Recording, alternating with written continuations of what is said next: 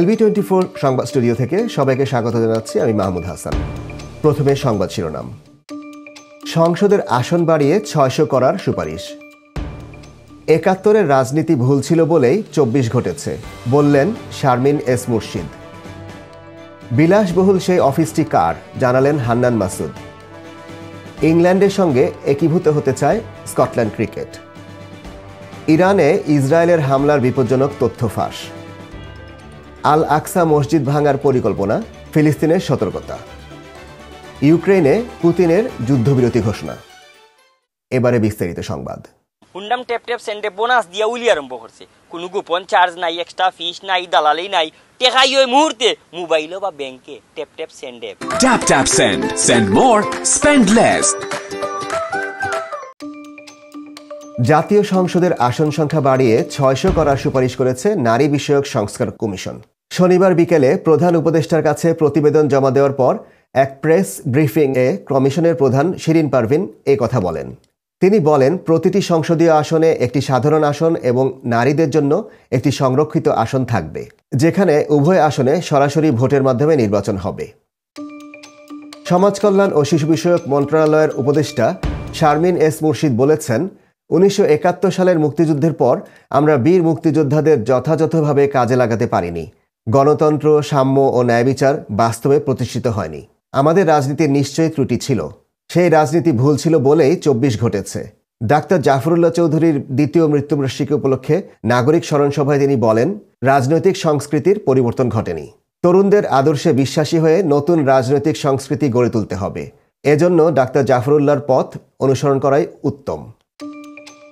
জাতীয় নাগরিক পার্টির সিনিয়র যুগ্ম মুখ্য সমন্বয়ক আব্দুল হান্নান মাসুদ কয়েকদিন আগে ফেসবুকে এক পোস্টে লিখেছিলেন, ঈদ পরবর্তী সময়ে প্রথম দিনের মতো অফিস।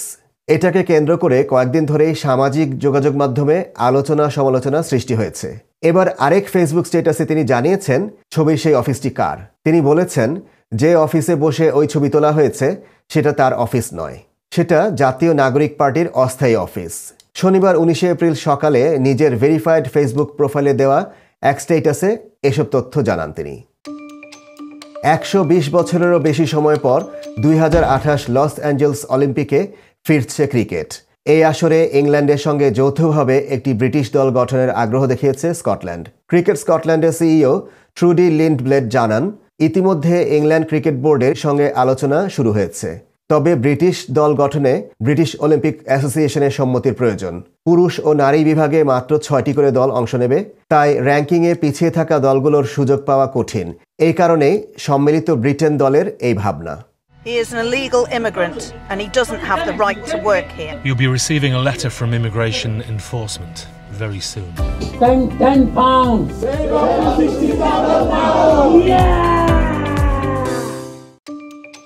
ইরানে পারমাণবিক স্থাপনায় হামলার ইসরায়েলি গোপন পরিকল্পনা ফাঁস করেছে দ্য নিউ ইয়র্ক টাইমস। প্রতিবেদন অনুযায়ী মার্কিন সহায়তায় এই হামলার কৌশলগত প্রস্তুতি চলছিল। বিশেষ করে গত বছরের ১ অক্টোবর ইসরায়েলের ব্যালিস্টিক হামলার পর আলোচনায় গতি আসে। ইসরায়েলের সেনাবাহিনী আত্মবিশ্বাসী থাকলেও মার্কিন অনুমোদন ছাড়া এগোতে রাজি ছিল না। পরিকল্পনা ছিল বিমান ও কমান্ডো অভিযান। তবে এই তথ্য ফাঁসের জন্য প্রধানমন্ত্রী নেতানিয়াহুকে দায়ী করেছেন বিরোধীরা। সাবেক প্রতিরক্ষামন্ত্রী লিবারম্যান বলেন, নেতানিয়াহু রাজনৈতিক সমালোচনার মুখ থেকে বাঁচতেই পরিকল্পনাটি ফাঁস করেছেন।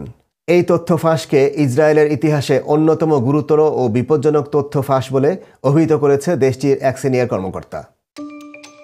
আল আকসা মসজিদ ভেঙে সেখানে ইহুদি মন্দির থার্ড টেম্পল নির্মাণের পরিকল্পনা করেছে ইসরায়েলের অবৈধ বসতি স্থাপনকারীরা। এমন তথ্য উঠে এসেছে হিব্রু ভাষার বিভিন্ন প্ল্যাটফর্মে। এই ঘটনায় ফিলিস্তিনের পররাষ্ট্র মন্ত্রণালয় সতর্কতা জারি করে জাতিসংঘ ও আন্তর্জাতিক সম্প্রদায়ের হস্তক্ষেপ চেয়েছে। তারা এক্সে দেওয়া পোস্টে বিষয়টিকে ইসলামিক ও খ্রিস্টান ধর্মাবলম্বীদের পবিত্র স্থানে পদ্ধতিগত উস্কানি হিসেবে উল্লেখ করেছে। খ্রিস্টানদের ধর্মীয় উৎসব ইস্টার সানডে উপলক্ষে ইউক্রেনে যুদ্ধবিরতির ঘোষণা দিয়েছেন রাশিয়ার প্রেসিডেন্ট ভ্লাদিমির পুতিন। রুশ প্রেসিডেন্টের দপ্তর ক্রেমলিন জানিয়েছে, স্থানীয় সময় শনিবার ১৯ এপ্রিল থেকে এক পার্শ্বিক এই যুদ্ধবিরতি কার্যকর হবে, যা আগামী সোমবার ২১ এপ্রিল মধ্যরাত পর্যন্ত চলবে। এ সময় ইউক্রেনের সব ধরনের হামলা বন্ধ রাখবে রুশ সেনারা।